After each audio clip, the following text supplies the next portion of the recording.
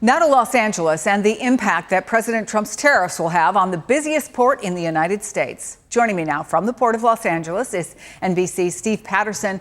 How are people there bracing themselves for these tariffs, Steve?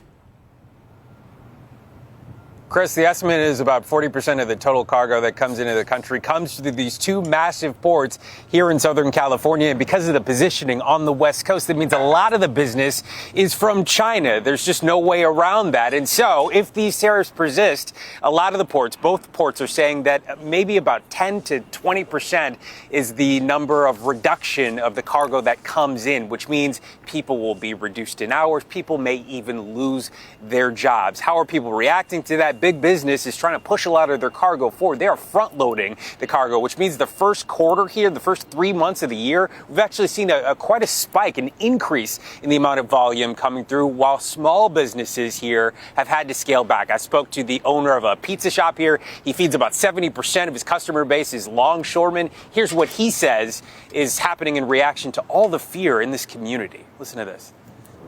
Well, over the 20 plus years we've been here, the trend is pretty simple.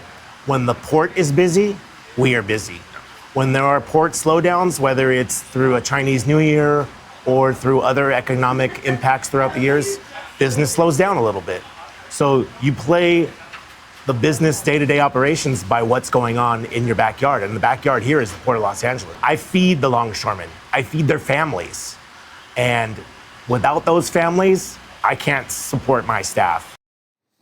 John there tells me he's lucky enough to have about 40 people on staff there. He's doing everything he can to avoid layoffs. But of course, that depends on if he can continue to feed those longshoremen. And that depends on how this whole tariff situation shakes out. Chris? An important reminder of the domino effect that all of these have. Thank you, Steve. Appreciate it.